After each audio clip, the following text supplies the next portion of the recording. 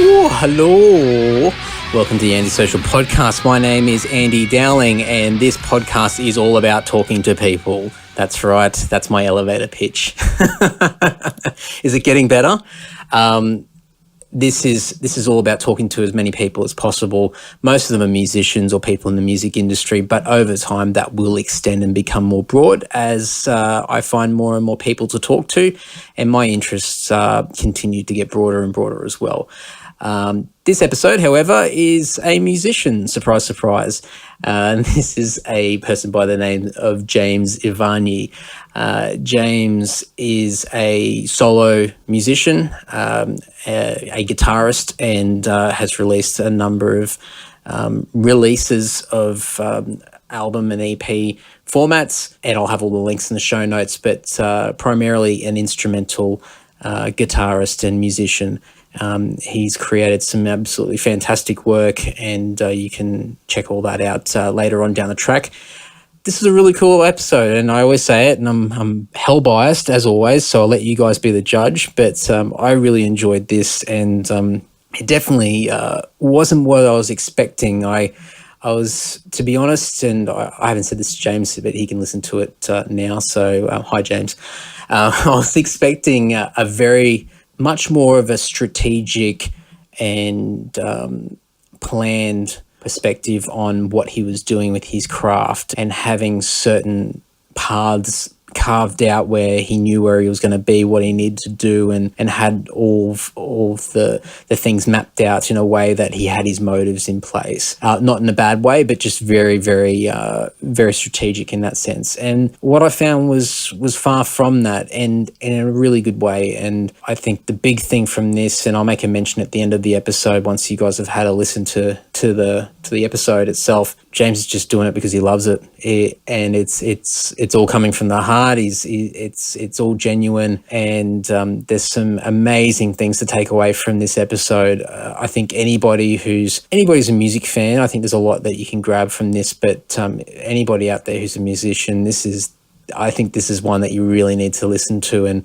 and just get some perspective of why we do what we do. And I think we all get swept up in it, and I'm one big victim of it, where we're musicians, we get on stage, we play in bands, and we do it for particular purposes, and maybe trying to fulfill a lifelong dream or some expectation that we've set for ourselves that may be way too big or unrealistic, or we put too much pressure on ourselves, and we tend to lose grasp of why we do it and the love of it. And I think James has found that perspective, and he's been able to find true balance in his life and spread himself out in a healthy way, that he's able to go back to his instrument and to his music and find real joy and satisfaction out of it, without trying to be over ambitious and be a high achiever or anything of the such. But as a result, because of that approach, he's found a great deal of success, and he's found himself in a lot of opportunities. And I make a mention of this towards the end of the episode about luck, and you can read this in a million different books, and there's probably a million different podcasts and YouTube videos about luck. But for those that haven't heard of it before, the concept is that luck isn't something that is purely by chance, and there's no meaning behind it whatsoever. It's just someone just gets lucky. Lucky is all about making sure you're in the right place to begin with, to be able to get that lucky opportunity. And I think James, with his approach of outwardly expressing his love for what he does and doing it in a very genuine sense, has translated into some fantastic success for him, and found some lucky opportunities for him as a result of that. So he's definitely earned the luck that's come his way. So anyway, enough of that rambling, as I'm well and truly known for. Please enjoy this. I'm not sure why I'm asking you to enjoy it. You're either going to enjoy it or you're not, but I've got a feeling you will. And I'll ramble a bit more at the end. But anyway, I'll shut the hell up now. Enjoy, James. Good evening. Good evening. How you going? Yeah, good, man. How are you? Yeah, good. How's things? Mate, things are good. Just settling in for the evening, just getting back to the emails, seems to be my life at the moment. Your business time of the evening. Yeah, pretty much, man. How about you? Yeah, same. Doing a bit of catch up, and everything's it's all about trying to cram in as much as I can in every minute of the day, and still having some form of light anxiety when I go to bed and go, oh geez, I didn't quite get that done, or there's still a million things that I've got to do, and trying to like visualize it in my head for the next day. And anyway, that's enough about me. I bet though, because I mean, you are, I don't know, it seems like you steer your band so much and are constantly just all over it and on top of it. Like, I can only imagine how much stuff you would have to get through to steer that ship. Yeah, and I guess now with this podcast thing as well, just a whole new dimension as well to try and push. It's to push the band, but it's to, I guess, push myself as well, and do a bit of brand development, which is something which might be a great segue into yourself, because one thing that I've noticed, and it's quite funny because to be honest, I hadn't really been paying a great deal of attention to what you were doing, but then you kept popping up all the time in feeds with all these sort of social media posts and everything like that, and you're quite active online, and it got to a point where, and I think this is where it works, is that you've got so much of a presence that after a while people go, well, it must be fairly legitimate if it continues to pop up and there's consistency and whatever, because usually if it's somebody who's not doing something that's terribly worthwhile, or they're not really putting their heart and soul into something, they do it for like a little bit and then it just disappears because they just give up, and it's not, there's usually not a great deal of substance behind it. But anyway, this is my mental approach to it all, and eventually it just got to a point where I caved and went, I really should like pull my finger out and really have a look and see what you're doing, and just which I hope a lot of other people do that and have done it long before I have. I'm usually like the last person to jump on the bandwagon with anything. But hey, I really, really pleasantly surprised with what I heard, and especially because what I was familiar with from your end was the Paradigm stuff, and that's where sort of my knowledge started and ended with yourself. And I knew that you were out there sort of moving in a different direction to push yourself as a player and a writer and whatnot. And but I just hadn't quite jumped over the line to actually make an effort to check out what you're doing. So I guess straight off the bat, to really make things awkward, well done. Well, thank you. I appreciate that. And funnily enough, like I talk to a lot of new people online or, around the traps who have discovered what I'm doing now from that exact same way from what you're describing, especially in the Australian, from the Australian audiences where a lot of them were familiar with my work with Paradigm, my former band before I went solo. And, have possibly followed the stuff that I was doing from there. But, a lot of guys like yourself who may have just kind of seen via social media that I'm still doing stuff and then caught onto it. So, what you described, actually, you're definitely not the last one, because it happens all the time. Yeah. And I mean, I think it's probably a real positive in the sense that it is working, and it's like anything. I mean, it's never a sprint; it's always a marathon. And the longer that you're out there, and the more sort of content that you're putting out there and being consistent with your presence in the public eye, then the more legitimacy you're going to have, and the more people are going to eventually, wake up and jump on board and check out what you're doing. And yeah, man. Definitely. Yeah, and I think, and I'll dive right in because, and I was going to wait until a bit later, but stuff it. I'm going to go straight into this now. Sure. A big thing that I noticed with you, and there's a couple of different paths I'll go down, but you're big on online marketing, and that might not be a conscious decision from you. You might just do things the way whatever you enjoy doing, and that's about as far as it goes, as far as thinking about it. But to me, it seems like you've got a bit of a real plan behind it. Yeah, I guess so. I mean, I would be more inclined to kind of agree with you on what you first said, was that I guess at the start there was no real plan. I guess I was just lucky to come out of I guess you and I both, the social media online thing kind of came about after the fact, I guess as musicians, we're, I guess, hate to say the term back in the day, but, back in the day, there was a lot more hustling at gigs and getting out there and seeing people and spreading the word. And it was a little bit more real life kind of activity, whereas, social media came along and it just kind of made the job a lot easier and you could, reach a lot more people. I found that I could reach a lot more people, especially as the type of, music that I make and just, I guess, the way that I operate as a musician. I'm not out there gigging all the time. Actually, I gig quite rarely. So it just gives me a lot more time and it means that I have to rely on social media avenues a lot more just to kind of, I guess, get my music out there and see what people think. But to go back to what you first said, yeah, I would agree that it's just kind of the way I've always operated. There was no real plan. I'd like to think maybe I've gotten a little bit better at it as time has gone on. But I guess, yeah, I do what I feel and put out there, what I think is necessary. There's not too much of a conscious strategic marketing plan, if you will, behind it. Yeah, well, I mean, we could just lie, and I'll just make it out that you're this mastermind wizard when it comes to online marketing.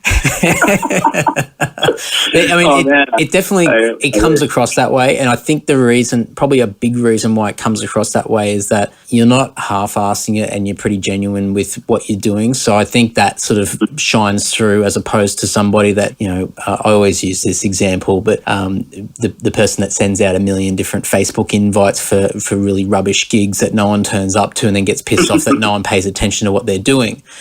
So like that's on a very extreme end of the spectrum. But I mean, for you, you do a number of different things and you spread it out across a number of different platforms, and I think one thing that you do that not a lot of people do is you do a lot of video content, and it's not a case where, I mean, even for us with our band, we have relied heavily on video content, but in the sense of promo videos, doing video clips and things like that, more so than anything else. But I think you've really sort of embraced the sort of studio cam sort of stuff, doing a lot of just, sort of improv playing and just doing a lot of sort of visual representations of what you're about as a player. And I think that's probably helped you substantially by going down that path and not just relying on a slick promo video every 12 months to push a particular song and that's it. Yeah, man, I would definitely agree with that. I guess, to be honest, I really just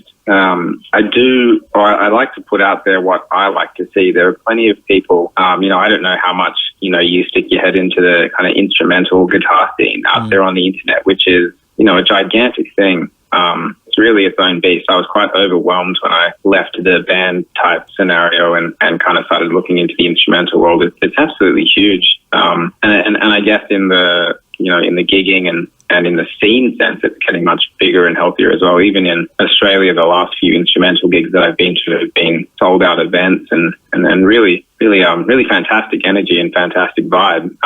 So I guess when I first started getting into it, I just mimicked really what was happening in that scene, which was a lot of that raw honesty, a lot of just playing for the camera, not covered up by, overdubs and like you said, just the rare kind of slick production where you're kind of showing a glimpse of the artist.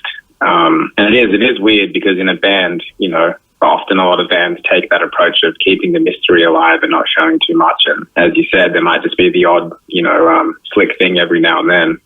But when you operate on your own, you can't really do that all the time. So I think a good way to reach people is just to show people how it is, just, you making music and just by nature, the audience, I guess, in the instrumental scene, undeniably is mostly other musicians. So they respond to that thing very well, or at least I know that I respond to it. I love watching those type of videos from other people myself.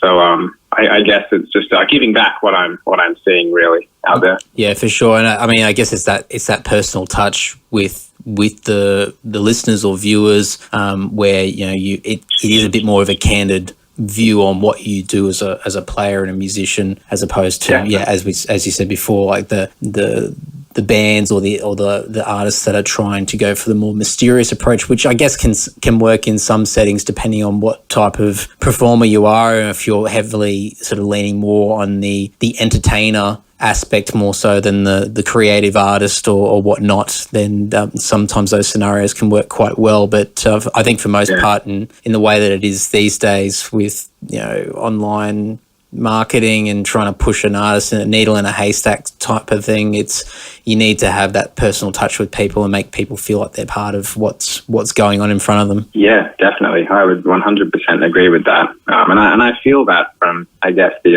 like online scene, if you will, that I'm kind of associated with. It's, like all scenes, there's always a few people out there that try to ruin it for everyone. But for the most part, it's just a really positive, encouraging, wonderful place from the guys who were just starting out. I started doing Skype teaching not too long ago, which has been great. It's been a great way for me to connect with other guitar players on lots of different levels, from just, obviously the guitar, learning how to play better, all the way through to just people who wanted to talk and ask questions on how to make albums independently and be a solo artist. And, I've done a few of those sessions with people all over the world, and I've received sessions from people that I admire very much from all over the world. So it's kind of like this limitless kind of space for inspiration, if you will, in that scene. So I guess that what I'm putting out there is really just trying to give back to all the inspiration that I've had being a part of that in some sense. And going on the path of lessons specifically, I mean, obviously that's a form of income for you. Is that something that without, I won't pry too much with how your financial structure's all set up, but is it a case that your online lessons, or do you do any in-person guitar lessons, or is it mainly just Skype that you do? I do a few in-person guitar lessons, actually, which I do really, really love. It's a totally different, I'm sure anyone who's a teacher or a student, will agree that it's definitely different to the Skype thing. There is just that, that undeniable thing, that having that energy of just two people in the room bouncing off each other, getting inspired or not, that thing that definitely owes a lot to the learning curve, I think. But I do a few in-person lessons. Most of them are via Skype. Actually, I've had quite a few people that I started out doing in person who have switched to Skype, just because I think with everybody's busy lives, it's appealing because it's much easier. Some of my students are fathers with children at home, and it's difficult for them to, say, leave their house, drive an hour to me, do a lesson and come back. That's potentially like 3 or 4 hours out of their busy family life that they have to give up. Right? It's much easier for them to just, say, have dinner with the kids, duck into their office for an hour and come straight back out and continue what they were doing. So predominantly it's become much more Skype-based than in person. And have you found that it's provided, or is this something that you're looking at the moment as your main source of income? Do you pretty much live off this, or do you have a number of different sort of, like they like to say now, revenue streams that that people use, or how does that look as far as, I guess, how much does this take up of your time and to keep you afloat as an independent artist? It takes up quite a bit of my time now. It didn't so much. It started out really as you just get asked. People want some of your time, and that turns into, they spread a little bit of word of mouth kind of thing. And before you know it, I was, doing quite a few in-person lessons at the start. I guess the online Skype thing didn't start too much until I started traveling and playing overseas. Like the first time I went to United States and played over there, I was playing for a guitar company that I'm endorsed by, and that community, I guess, that follows that guitar company are very, very guitar orientated. So I met a lot of people online just from those performances and that kind of thing. And doing product demo videos, a lot of people see you from there. So I kind of just really quickly found myself almost overnight just being approached by people who wanted to, learn something off me, which I thought was really, really cool. And so over the last, I guess, couple of years, it's definitely exploded a lot more and become a bigger part of my income. And I'm continuing to make it, hopefully, a full-time kind of thing. At the moment, I would class it as a part-time thing. It's definitely a piece of the pie. But being, a musician, I guess, as you would understand, you have to be kind of flexible and not just kind of invest all your time and energy into one revenue stream, if you will. I like to try and branch out with, music, production services, the teaching thing as well. and whatever else I can possibly do. Really, I like to be as versatile as possible. So it's not the full-time thing. I'd just like to, I guess at the moment, say that it's one of many things that I'm trying to put my energy into, but I'm really loving it. Yeah, and I mean, I guess from what you're saying, it sounds like even though it's one piece of the puzzle or the pie, so to speak, everything else, all the other pieces are all linked in with, there is a link there. It's not like you're going off and working a crummy office job, or you're working something that you hate doing, because that's got to keep you going. You're making efforts to try and find other ways to earn money doing things that you're good at and that you have interest in, by the sounds of it. Yeah, sure. And definitely, man. And I mean, and that's the beauty of the internet in one way, is that I guess from a teacher point of view, your potential client base goes from, people physically within reach of you to the entire world. I mean, I have students from literally all corners of the world and have to wake up at crazy hours to meet their time zones and all kinds of things. So it's really good like that. Yeah, that's cool. It's definitely, I think, it's an inspiring sort of concept, because I think a lot of people get a little bit of tunnel vision, and it's starting to change now as people, I think, the internet's been around for a while now, but I think people are only just starting to wake up and understand what the possibilities are, and that you don't have to stick with the old school model of working 9 to 5 and going somewhere because you have to, not because you want to. And there are plenty of ways to earn a living, but doing things that you love to do. And it's not some crazy dream that, it's like, the stereotypical parents telling you to wake up and grow up and get a proper job. But, like you'd probably see in like an 80s movie or something like that, go and get a haircut and go and work in an office or something like that. But it just goes to show that there's so many possibilities out there, and if you're driven and you've got the right scope and the right vision of what you want or where you want to go, I mean, the sky's the limit, so to speak. I mean, it's just there's just so many opportunities out there, and I'm only just sort of, I mean, I've seen with the band, and we've done reasonably well to a degree, but now for me, I see a lot of opportunities even just for myself in the future as well. And so I've been going through a lot of transitions over the last probably 12 months and moving more into the old digital realm and getting out of the workspace and whatnot, and trying to find a better balance with life and the things that you find, that you're passionate about. So it's definitely inspiring to hear and see that you're making it happen, and no doubt you've got a lot of goals up ahead that you haven't ticked off yet, but you're certainly doing a lot more than what many other people are doing. Thanks, man. I guess it's like you said, nothing happens overnight. It's it's a long haul thing, I guess, doing the music thing, especially being in Australia where potentially your work options within music are much more limited. I guess having traveled to the United States and in LA in particular, where there's so much opportunity to do music related work that we just simply don't have here. Even from a demographic point of view, every city is so far apart starters. But I guess it just it comes down to what you want out of life as well. I've worked day jobs in the music industry and the instrument industry, since the word go. I mean, my first proper job was in a guitar store. I can't know how many years ago now, but I did that for years and years and years, and all different types of guitar stores, from my first major one at Billy Hyde Music back in the day, and I met so many great people there that I'm still in touch with all the time, just other musos, through to the smaller stores, and holding down a part-time job in the instrument importing side of things as well. But the thing about that is that you kind of are able to breathe in that environment. It's allowed me to kind of pursue my dreams and take all the time off that I've ever needed for, when I was in bands. As it can sporadically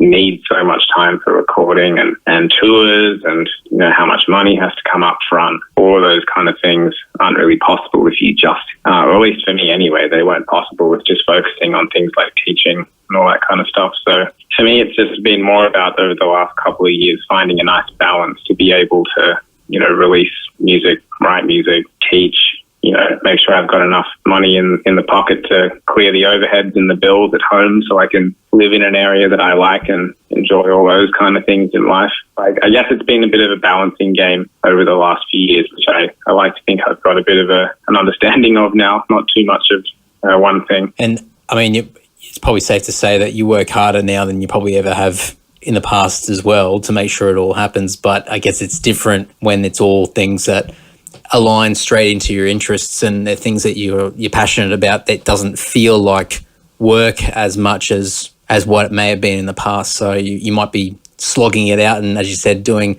all sorts of crazy hours to meet up with people all over the world to do lessons, but it is, there's a love there for it, so it's not as much of a drag to do it. Definitely, man. I mean, I always found it fascinating, this stigma that if you held down a day job or you had some other means of providing apart from being a rock star or being in a band or whatever, that was frowned upon.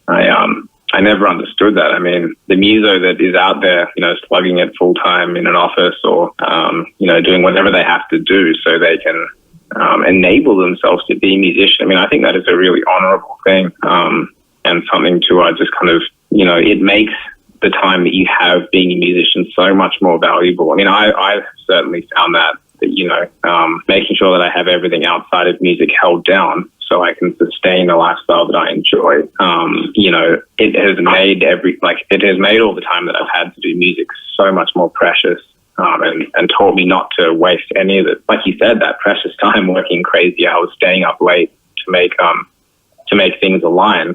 I never got that mentality that people had another stream of income, like holding down a job so they could be a musician. I mean, I think that's silly. I think it is probably the theme of our conversation will be around balance. And it's it's even for somebody that has to go through a period where they need to sort of, do something that they don't want to do to fuel a passion, it's probably okay for a short period of time. But the last thing that I think, if you really believe in something and you really want to do it, then I think you need to just immerse yourself in it and do whatever it takes to achieve it. And especially, I mean, not that an age should be an indicator of when you shouldn't do it, but sure. Naturally, the younger that you are, the better the chances of succeeding, or at least if you do fall down, that's a lot easier to pick yourself back up and keep moving. But it's I hear what you're saying, and I think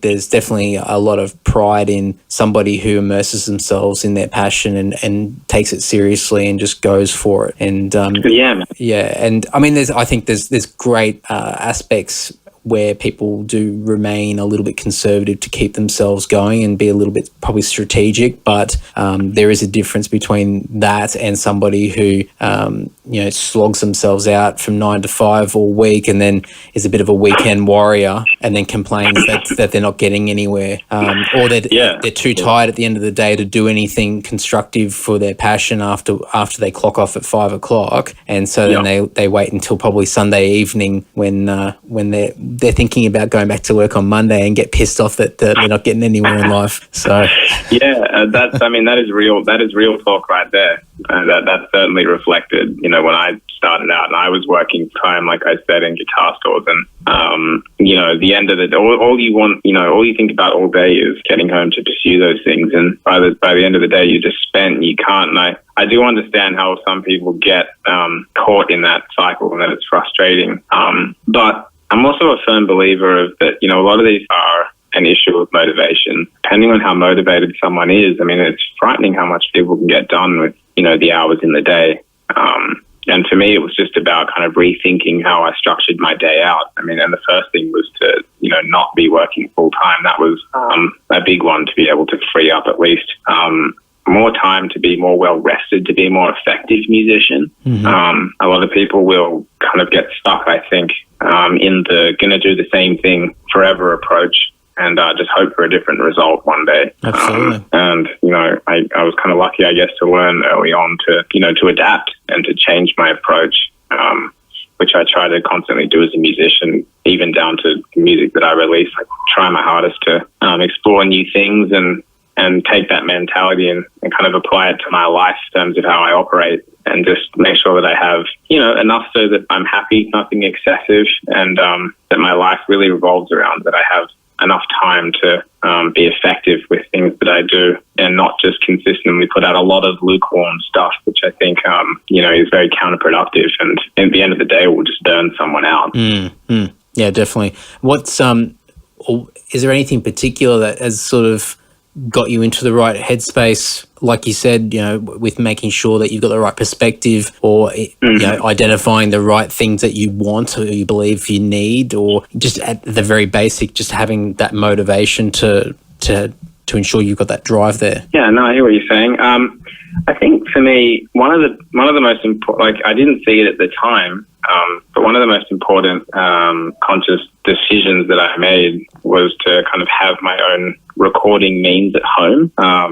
That was something that I guess has been invaluable to me, and in terms of saving time and money, which I guess make money takes time. So to save more time was to spend a couple of years investing in what I needed to make music at home, I guess, to just a level that I was happy with. I mean, it's by no means the greatest sounding stuff in the world, but, I'm happy with it. So that was definitely something to me that was very important, because it saved time, which I could never really, when I was playing in bands as well, I found the cycle type of arrangement of being in a band, which I think you briefly touched on in your previous podcast with Josh, which I really enjoyed, by the way. I thought that was absolutely fantastic.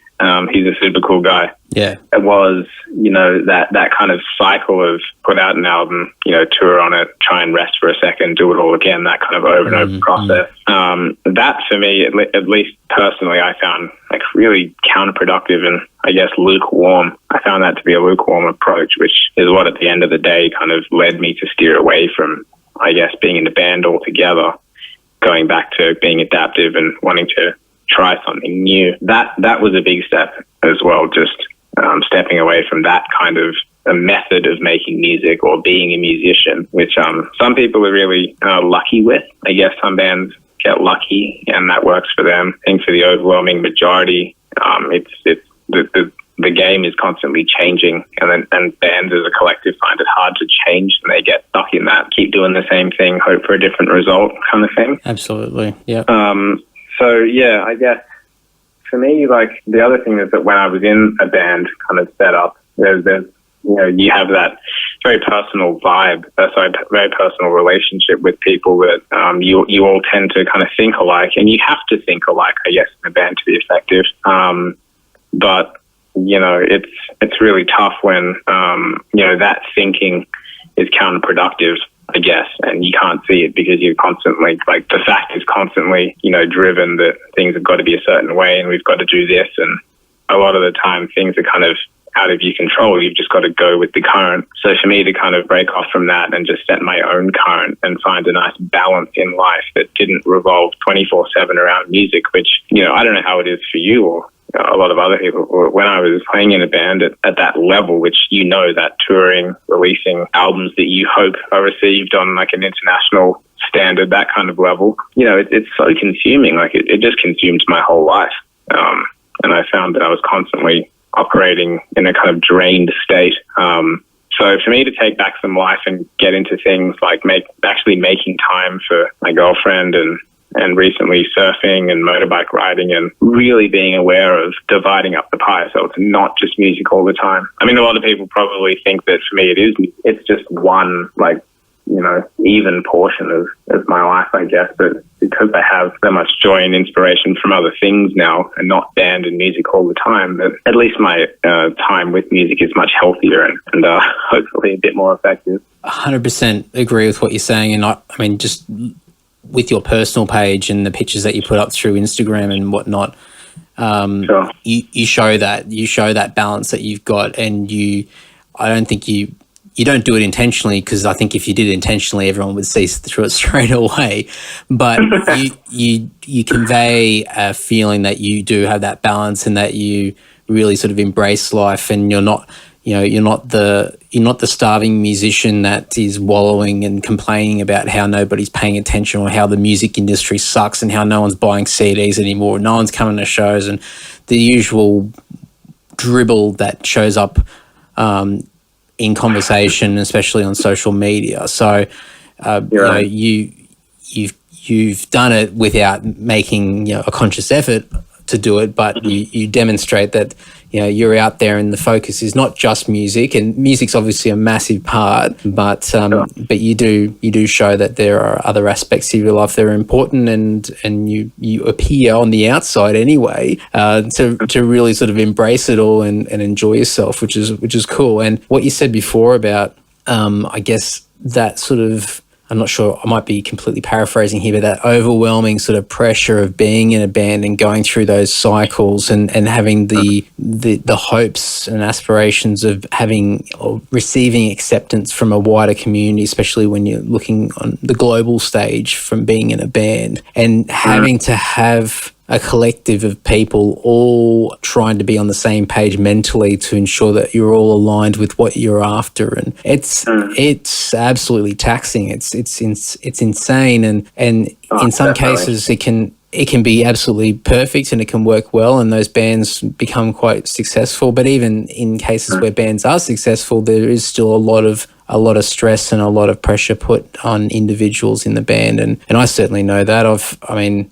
Without it being a therapy session, I've just gone through, many a times where I sort of go, if it got to a point where, I don't know, something happened in the band or we had to stop, and I sort of looked and went, shit, what do I do? Like, what else am I here for?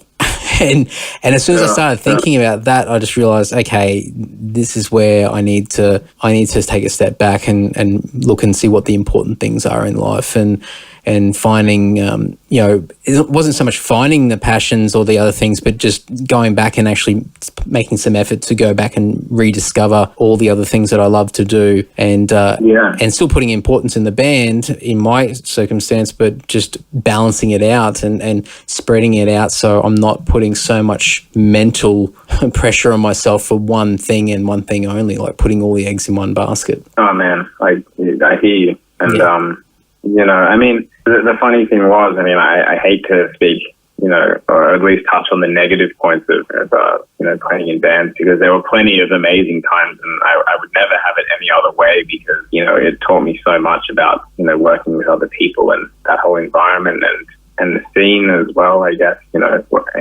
surviving within it, or whatnot, if you will. But, for me personally, that kind of thing, I actually resented music by the end of it. It actually, it was like terrifying. I found myself in this position where, like, the one thing that I thought that I lived for in life, which was to enjoy music and create music, I just resented it, because, guitar playing and music was so entwined with the pressures of running a band and, juggling, 4 other people's personal lives, their financial situations, their mental state, all of those things that all too well, for me was just such a mental burden that I actually ended up resenting music, and that for me was, when I caught that kind of happening after 6 months, and I decided that I needed to take a break and try something different.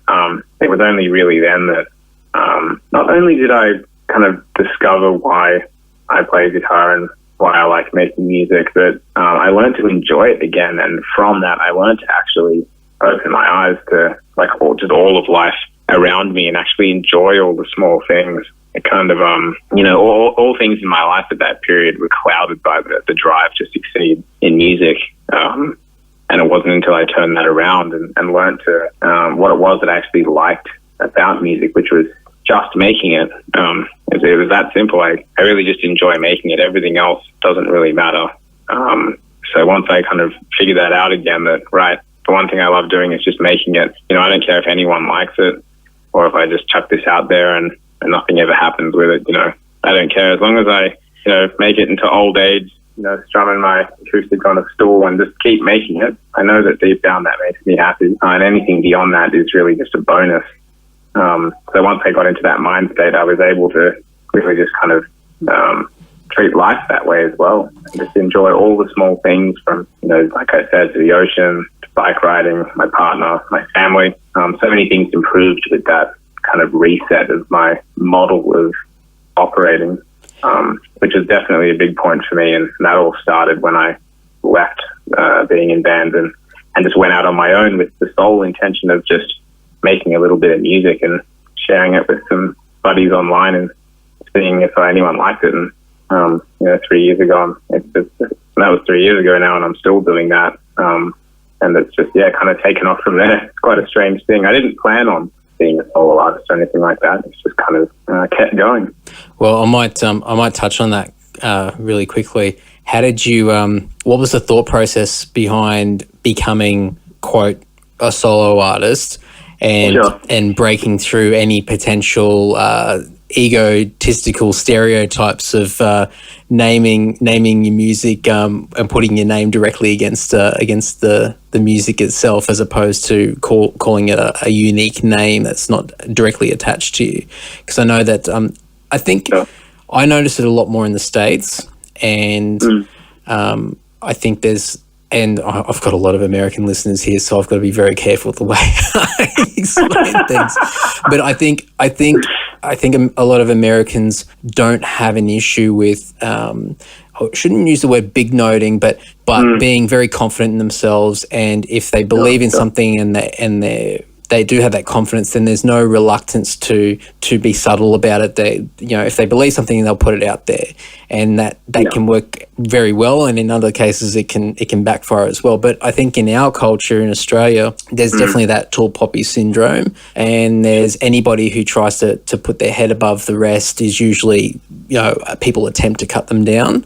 Was there any of those sort of thoughts that went through your head initially, or was it just it didn't even cross your mind at that point in time? That's such an interesting question. I guess I've never really thought about that. It's probably a good thing that you didn't. Yeah, I guess. I just kind of just went with it. I mean, it was, as I said before, the intention was that I really just wanted to discover and figure out what it was that, why I had this burning desire to be a musician. And once I'd kind of figured out that it was because I just loved writing songs that I like listening to.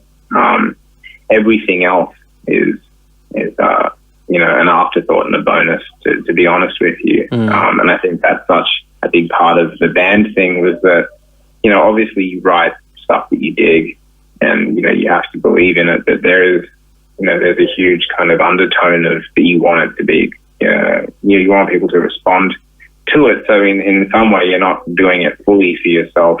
You're kind of all these ulterior motives always forever present. So for me, it was just, I just want to make a little bit of music that I like kind of writing right now in my life.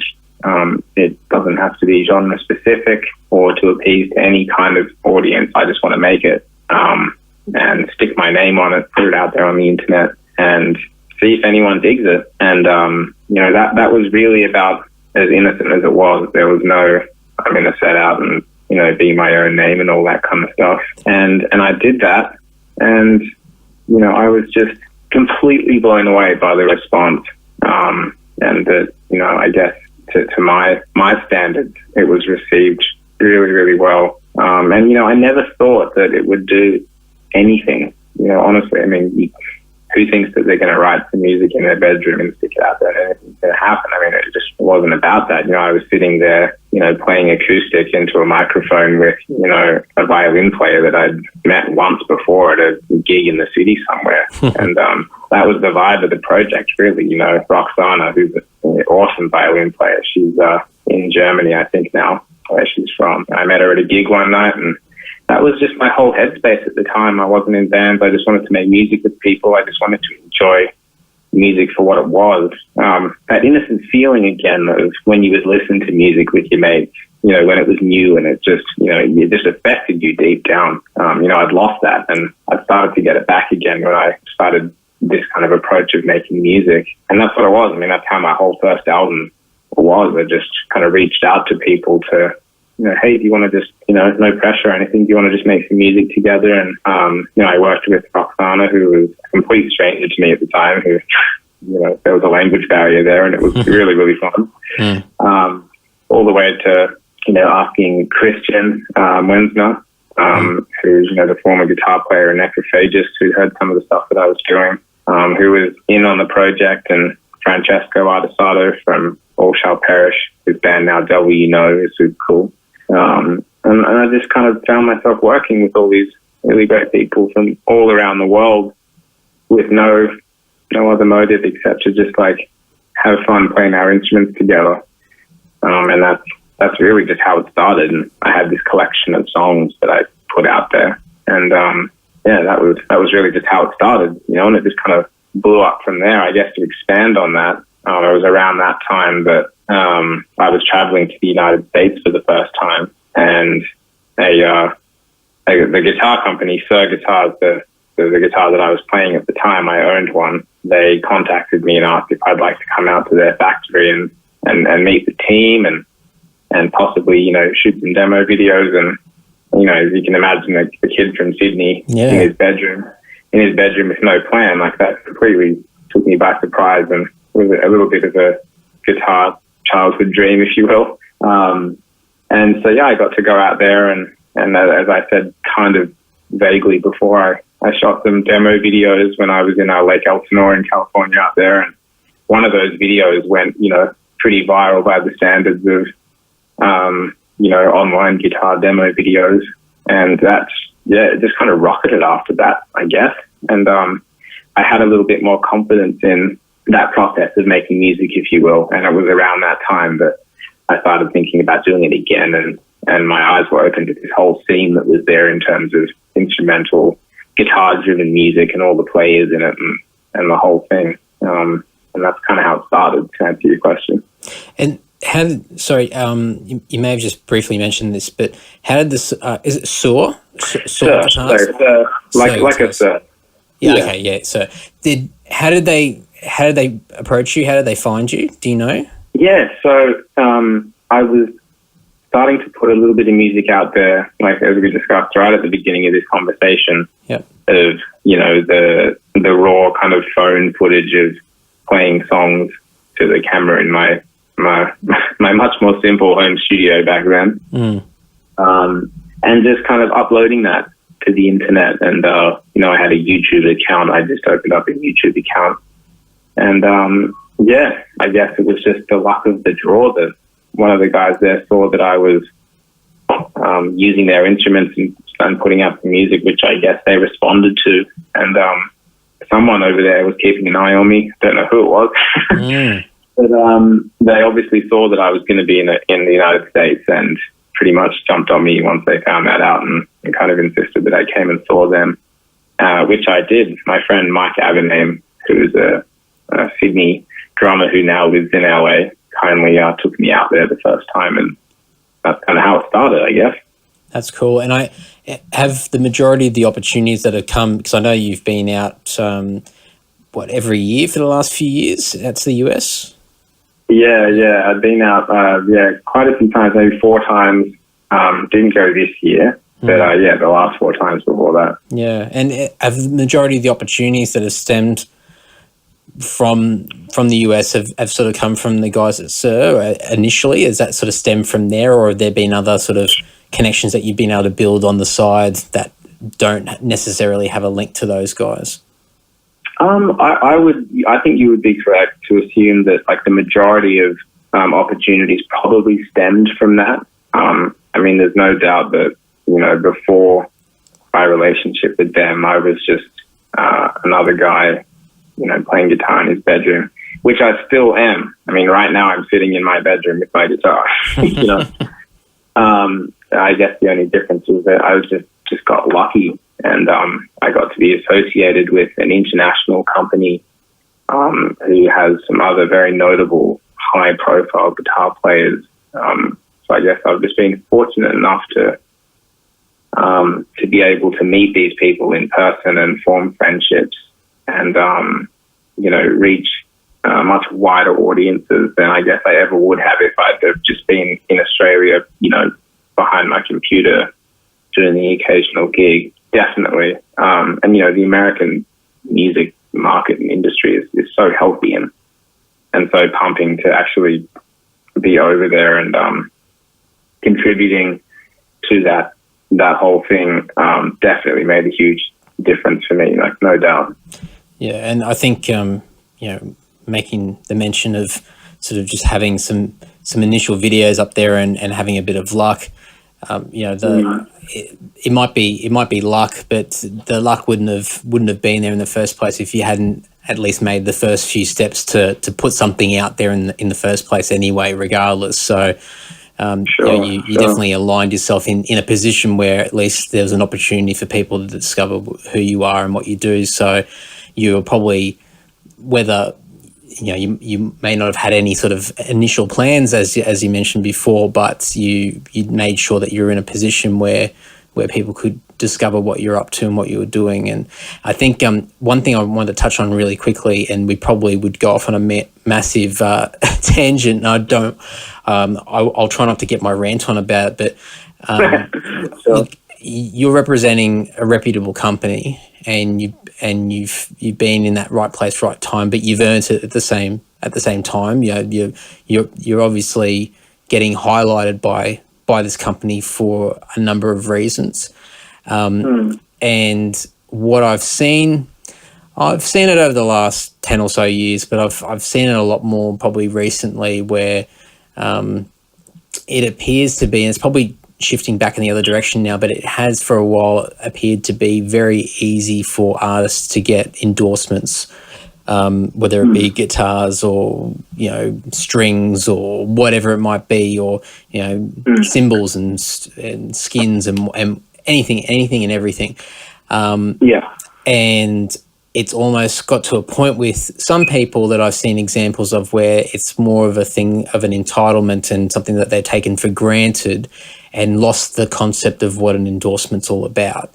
And I can just do a quick YouTube search of your name, and straight away I can see videos that you've uploaded where you're focusing on the brand and the product, and you're doing demo videos and you're doing things like that, and you're from a business point of view, not removing sort of the creative artist side of things, but from a business point of view, you're doing the obligation of the artist by promoting and endorsing, there you go, that keyword, endorsing the product to your circle of people, and putting it out there and representing a product in the way that I would assume that they hope and expect it to be represented by.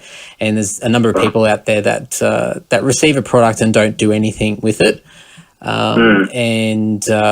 and then swap and change brands, don't show a lot of loyalty, try and bend over backwards to try and get free things, and or massive discounts or whatever it might be. So I guess what a very roundabout way of getting to it is, from my point of view, it appears that you definitely understand the concept of representing a company, and maybe that comes from you working in retail for music gear and music instruments and whatnot, and understanding probably the business side of it as well. But it appears that you appear to understand the concept. That's what I'm trying to say.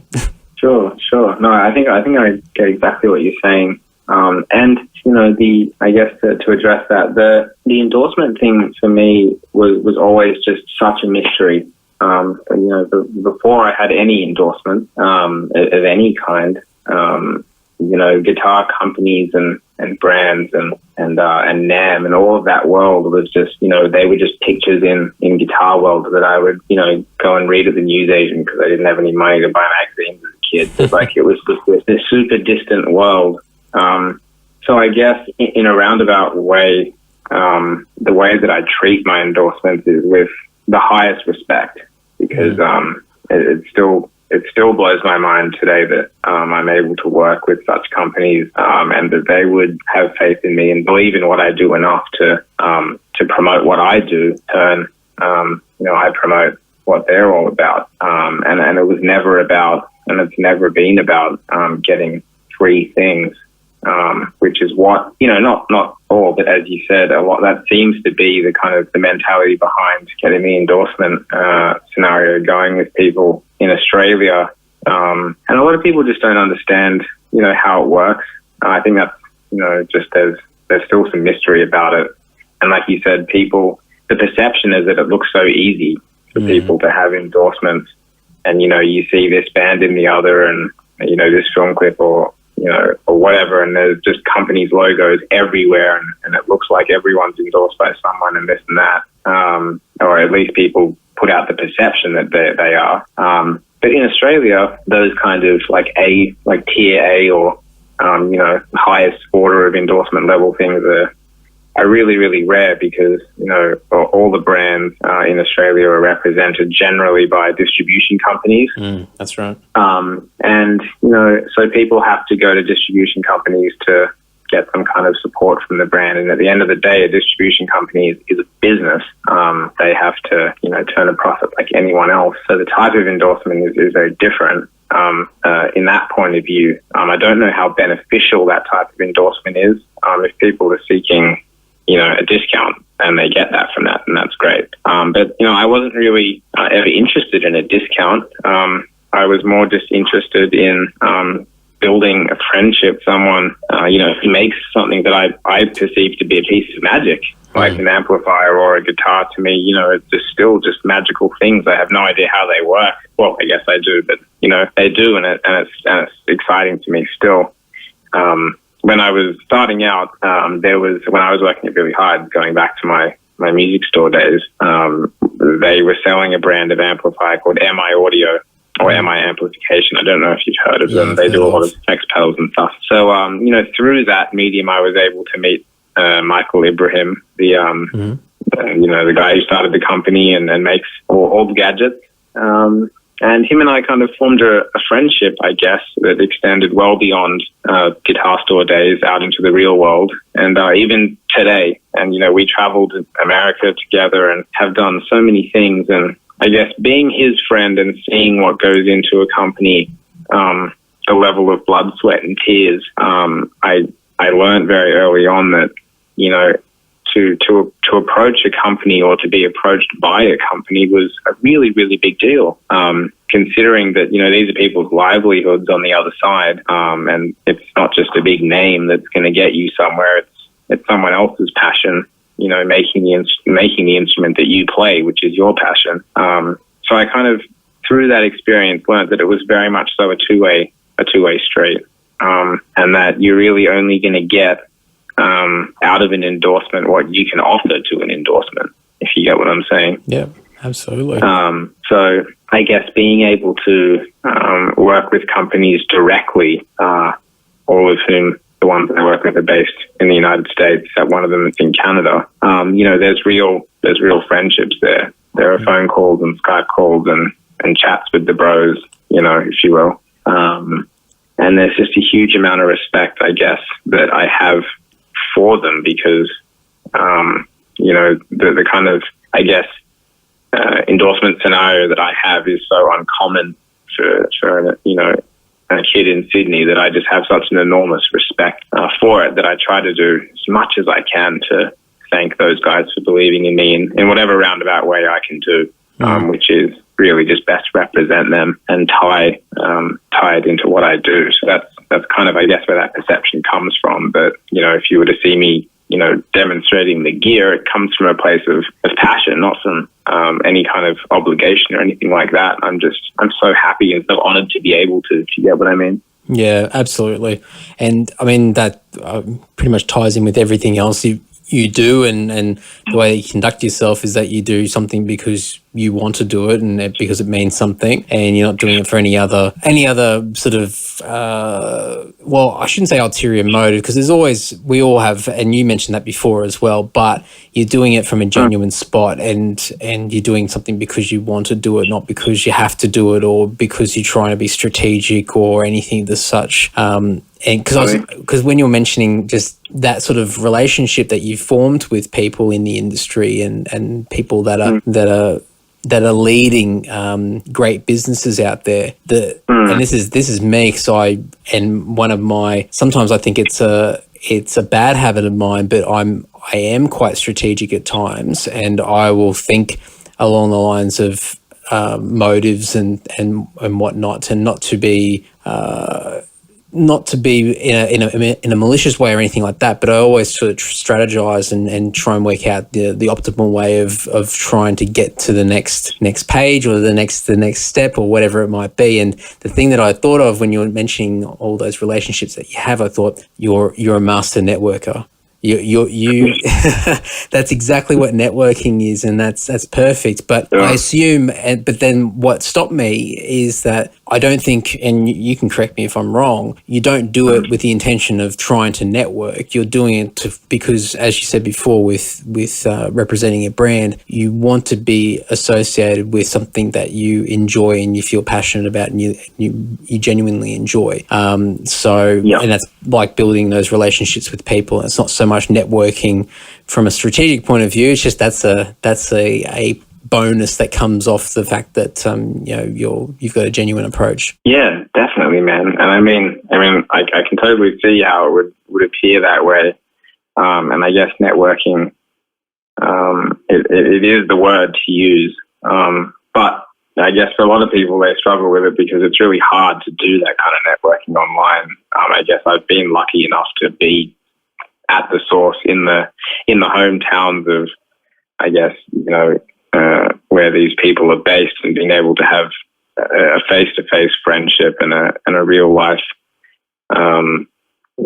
presence with these people. But in terms of networking, like I'm the worst networker ever, really. I mean, I'm just like atrociously antisocial and terrible, at trying to do that thing. But like even in terms of going to NAM, I joke about it with my buddy who I usually go to with. I mean, last time I went to NAM, I was there for 1 hour, and it's just, because I find it very overwhelming. I actually find the networking thing very overwhelming, especially in a place like that where, almost everyone is there to do just that. I felt like I was there just to say hello to some people that I work with, and that was really it. So in some sense, I guess I don't really even understand the networking game that very well. Yeah, I think that works in your favor, though. I mean, and I think it's all about it just comes back to that genuine approach. And if you're genuine, then you don't need to do the hustle. You don't need to stand out there with your business cards and start trying to get someone's attention and try and give them like the elevator pitch and trying to get your music out there and getting people to convince people to take a few seconds to listen or watch what you do or whatever it might be. Because I think people gravitate towards somebody that is not trying so hard to get attention and is just doing something because they love it. And I think people connect with that, regardless of whether it's just your everyday music fan or whether it's somebody that's in the industry and someone that's heavily in the industry from a business point of view. I think everyone still, from a human level, will still gravitate towards people with genuine intentions. So I think even you being there for an hour, and I'm sure there's a lot of people that are listening that are like, oh, damn it, like, how could you only be there for an hour?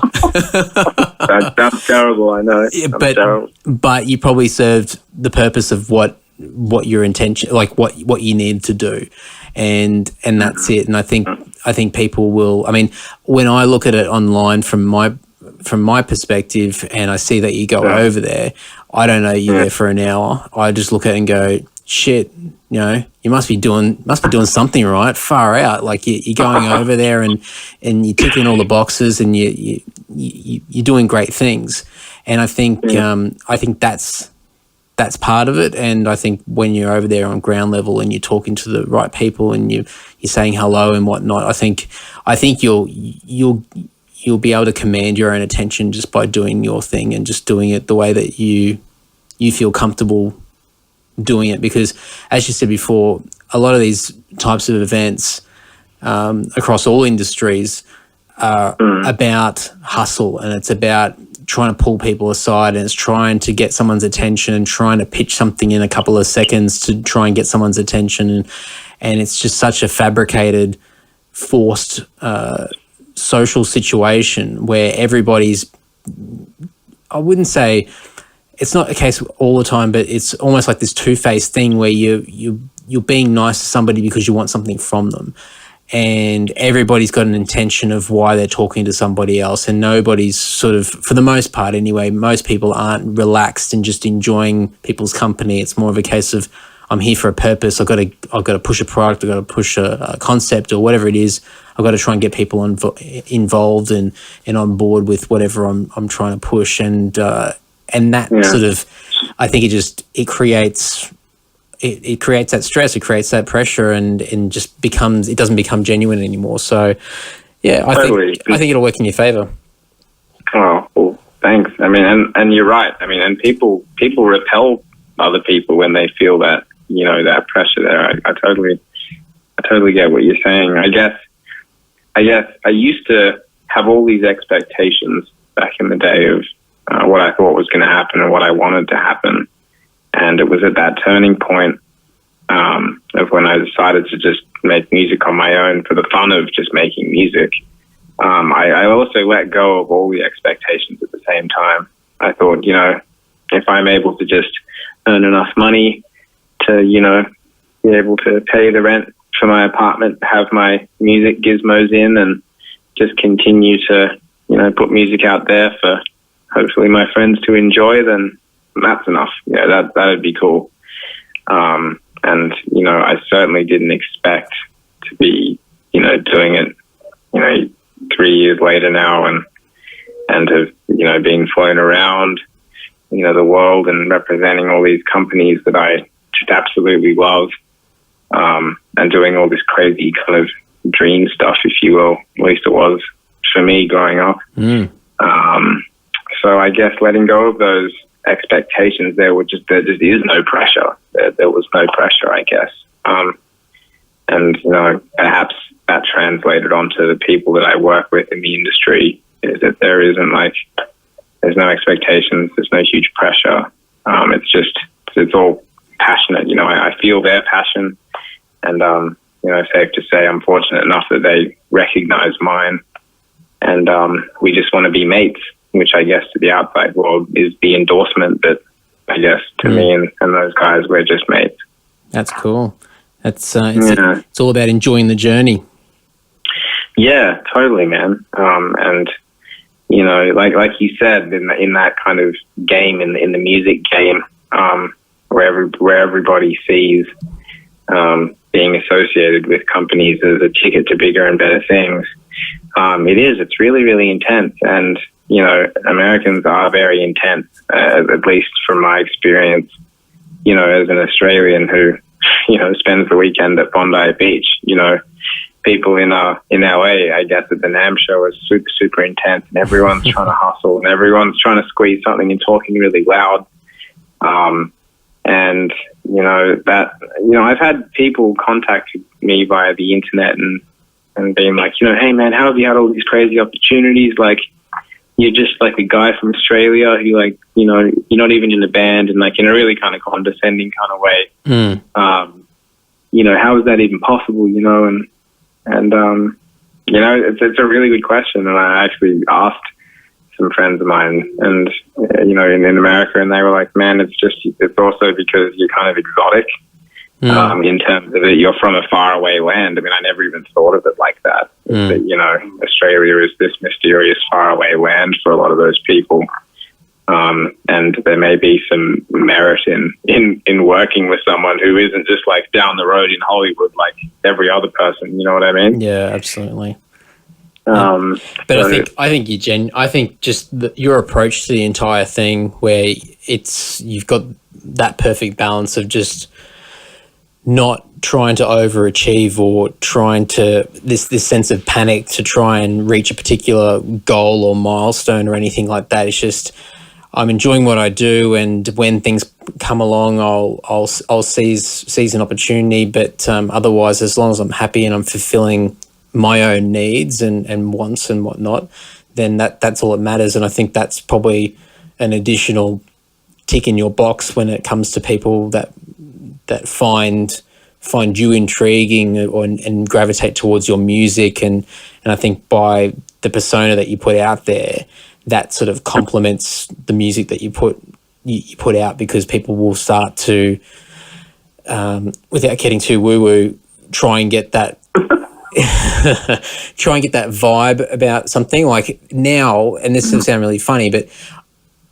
like I've listened to your stuff and it's great. And I listen to it and I go, okay, cool. And I'm listening to it with a particular representation of who I think you are based on the times that I've met you and what I've seen online and whatnot. And then after this conversation that I've had with you now, I'll go back and listen to that music and I'll listen to it in a completely different light again.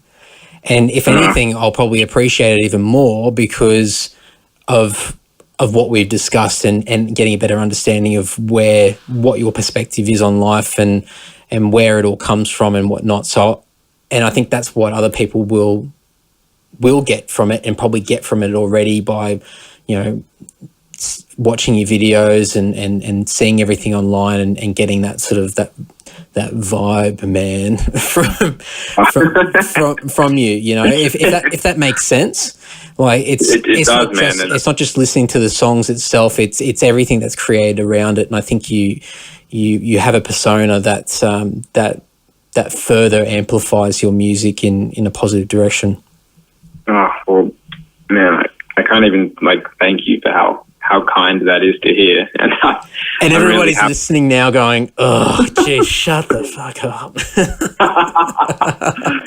But honestly, I mean that really means a lot. So thanks, dude. And I can say the exact same thing about you as I'm sure so many people would agree with me. You have such a great tongue-in-cheek approach to everything that you do that, whenever exactly the same, man. Like when I hear your stuff or I see your videos or the stuff that you're doing with the band, it's the knowledge of your persona and the vibe that you do put out as well, which translates and directly affects my perspective of what I'm listening to. So, right back at you, brother. Yeah, that's cool. Appreciate it. Thank you. No, not man. It's such a warm and fuzzy moment, but and probably a good way to get towards wrapping it up as well is that it goes back to what we said right at the start about using that candid approach and some bands want to go down the path of trying to be a band from the 70s or 80s where you're above everybody else and you've got that mysterious persona about you where you're untouchable. Taking the other path and showing that personality of, I mean, we make an effort in the band that we've always said it from day dot is that the band is one thing, but there are personalities within the band, and we should always, not to really force it, but we should always not be afraid to let our personalities shine in the way that comes naturally, and whether that be cracking jokes and having a great time or whatever it might be, because that further amplifies the music. It amplifies what we're all about. It creates that atmosphere around it. So going right back to the start of what we said, it's and you're doing that by having that sort of candid approach and being very very interactive with everybody out there in internet land. Man, absolutely. I mean, I think, I would tell this to my friends and anyone who cared to listen is that, if you just kind of let go of all the stuff or all the noise around being a musician, of which there is so much these days, it's so distracting, and removes you so much away from what it is that people actually love, which is just playing music. I mean, I would encourage anyone to just kind of have a think about why they do it, and what about music it is that they love, and just to focus on that and that alone, and forget about all of the noise and all of the expectations and all the kind of self-assigned pressure that doesn't really come from anywhere else. It's just self-assigned. I think that if people kind of go back to the root, which is what I'm still practicing. I practice it every day, is just to kind of forget about everything else outside of my room and focus on the task at hand, which is just making the music, and the feeling and the smile it brings to my face when I write a cool riff. That's about as deep as it goes, honestly. And I don't really want it to go any deeper than that. I don't ever want to lose that feeling of just writing music for myself and being like, this is making me smile, and all the rest of it really doesn't. So I shouldn't worry too much about that. ever since I kind of adopted that approach, everything else. I mean, I've just been, I tried to do, I put an effort to do less worrying. And ever since I did that, I've been more proactive as a musician than ever before. I mean, I've traveled the world and I've released records consistently, and I've explored, and the main thing is that I've played with more people. That's really what I love. It kind of, it brings people together, I think, like-minded people together. And I've been fortunate enough and lucky enough to work with people who are in the same headspace. So, I'm constantly trying to, remind myself of just to forget the noise and just focus on writing something that's going to bring a smile to my face, and have the courage to share it with some friends on the internet and see if anyone likes it. That's really about as deep as my music philosophy goes. It's as simple as that. So, and it's perfect. It's awesome. And hopefully, I know there's a lot of musos that listen to this, and hopefully a lot of people will probably get a little bit of a shock to the system and go, oh, you know what? Maybe I have been stressing out for the wrong reasons here, and I need to go back to basics. And I hear completely where you talk about, just getting that feeling again of what it feels like to play music and to feel it, and that sort of almost that childlike emotion that you get from it. And I mean, it's almost like just listening to music as well. When you hear an album over and over again, you stop paying attention to it, and then you get over it and you don't like it. And then one day, years and years down the track, you sort of look and go, oh yeah, I haven't listened to that album in years. And then for whatever reason, all those prior thoughts of where it was stale have disappeared. It becomes fresh again, and suddenly you're 15 again, and you go, oh yeah, that same feeling. I love when that happens. Oh, it's the best. It's so good. So good. And but I think I'll make a very quick comment because I could go off on another tangent here. But it's like, when you're a kid and you only have enough money to buy one CD or one record, depending on how old you are, and you would treasure that, and you would go through and you would read the booklet from start to finish. You'd analyze the lyrics. You'd read all the liner notes. You'd see who that band or that artist thanked, and then from there you'd start to discover all those bands because of that.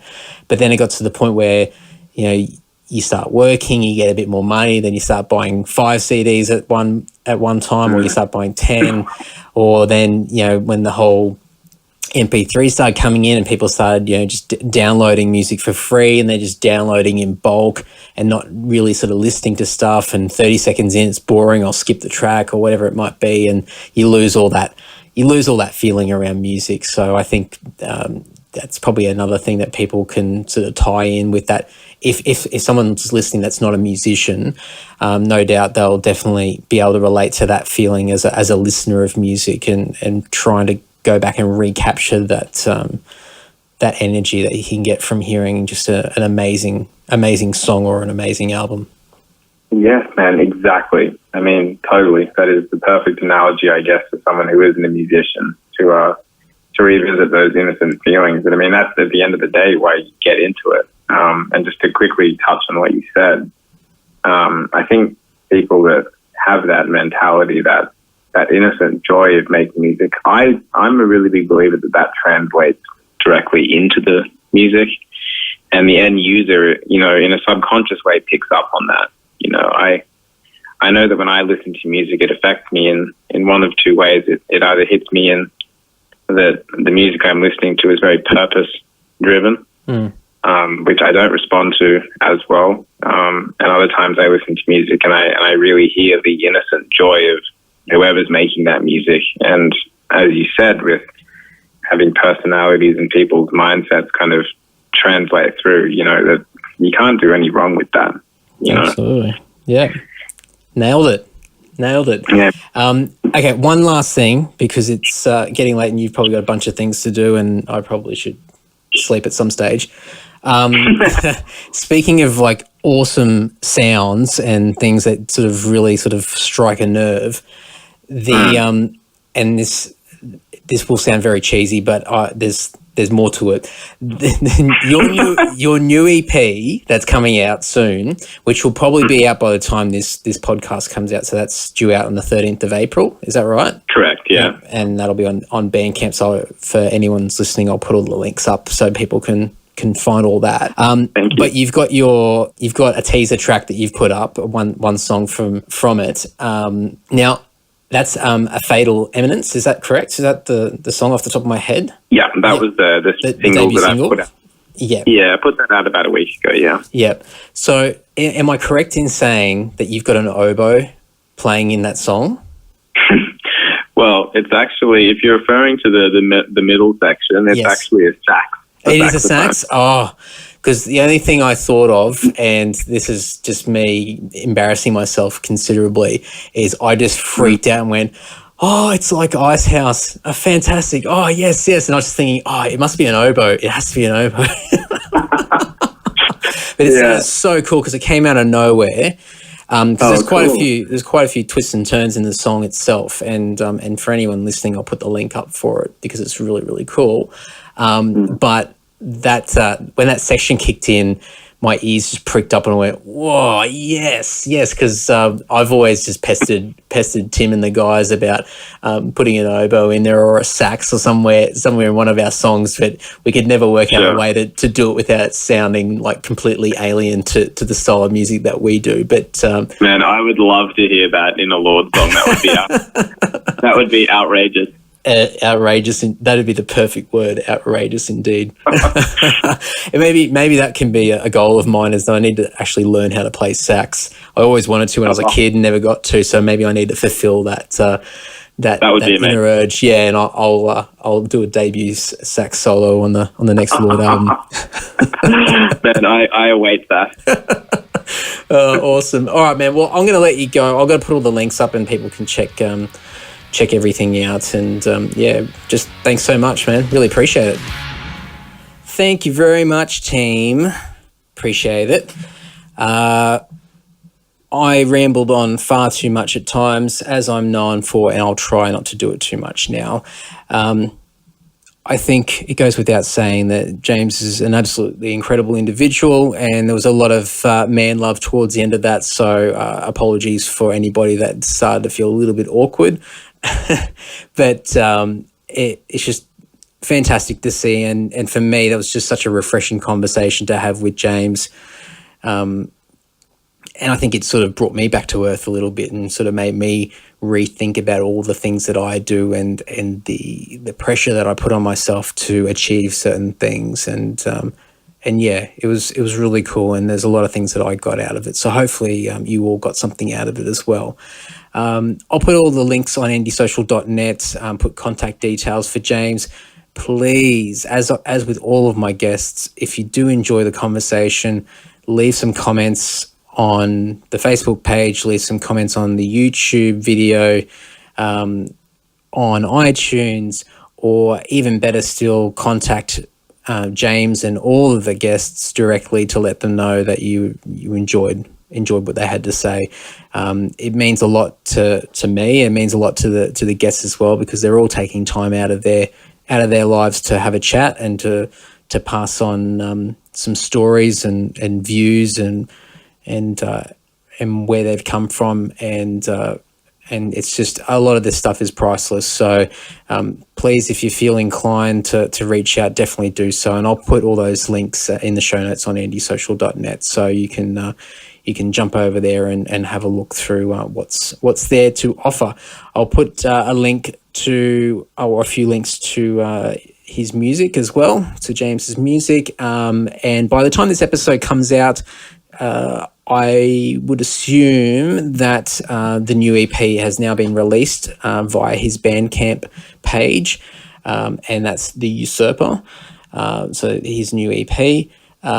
There'll be a link in the show notes anyway of the single, so you can have a listen to that. Very, very cool. I thoroughly enjoyed it.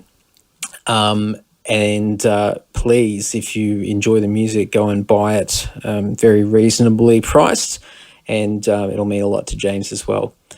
Anyway, enough of all of that. Thank you so much, as always. And anybody who's listening for the first time, really appreciate you guys sticking around, having a listen to it, getting a feel of what the podcast is all about. In other words, a lot of dribble from me, but hopefully it's bearable enough that you're still hanging around. And hopefully you go back and listen to some previous episodes and stick around for lots of exciting guests to come. My list is never ending, and I always keep finding these weird and wonderful people that come out of the blue, and it's just fantastic. So I hope you stick around, because there's going to be a lot more coming up in the future. Okay, final things, as always, iTunes, Stitcher,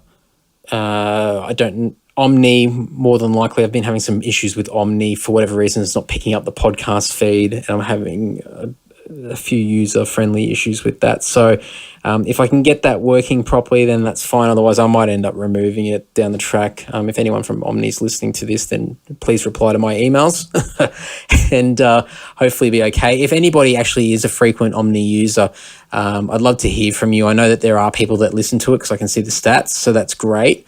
But if anybody is a frequent listener on Omni itself, then I'd love to hear from you, even just to pick your brain about how that platform works. I'm sure there's a lot of opportunities there to use it better than what I currently am. YouTube, of course, everything's uploaded to YouTube. So if it's not up there already for this episode, it will be up there very shortly. But you can get on there, even if you don't listen to the episodes via YouTube. Please use those links to share them around. I know a lot of people prefer to listen to stuff via YouTube, so they're there to help make it easy to distribute, and you can leave comments on there as well, so that'd be great. Okay, finally, as always, and what I've been promoting for a while now, Saturday, May 28th, at the Fun Room at Frankie's Pizza is my podcast party. I'm not changing the title of that now because I got lazy and I can't think of anything more creative than that. It will not be a podcast, more than likely. I don't know. Maybe I'll get drunk and pull out a microphone and start recording people.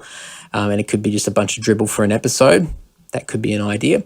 But apart from that, it is an informal catch-up for anybody who listens to the podcast, an excuse to have a few drinks and have some fun. So strongly encourage anybody who's interested to come out. If anybody's travelling through town from interstate or from overseas and they're going to be in the area, let me know. I'd love to meet up with you guys and share a few drinks and have a bit of a yarn.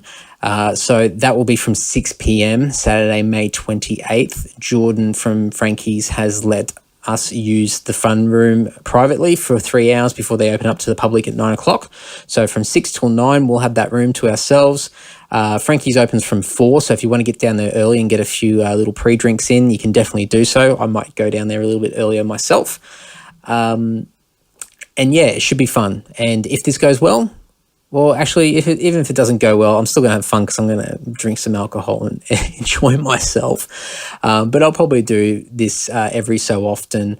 It might just be one at the end of the year just to space it out for this year. But yeah, if they go really well, then I might do them a bit more frequently as well. So anyway, that's for later on down the track to worry about. As the weeks draw nearer, I will provide more and more information about the day and just continue to remind you guys about it. And a reminder, as I always say, it's not getting promoted anywhere else apart from on these episodes itself. And it is up to you if you want to invite people along, more than welcome to. It's open invite, anybody can come. But from my point of view, it's for you guys and you won't be getting any Facebook events from me, luckily. So anyway, enough of all that. Thank you so much as always. Any support that you can give, even just by listening to this, it means a hell of a lot to me. So thank you as always. And another episode coming very soon. Cheers. You're ready.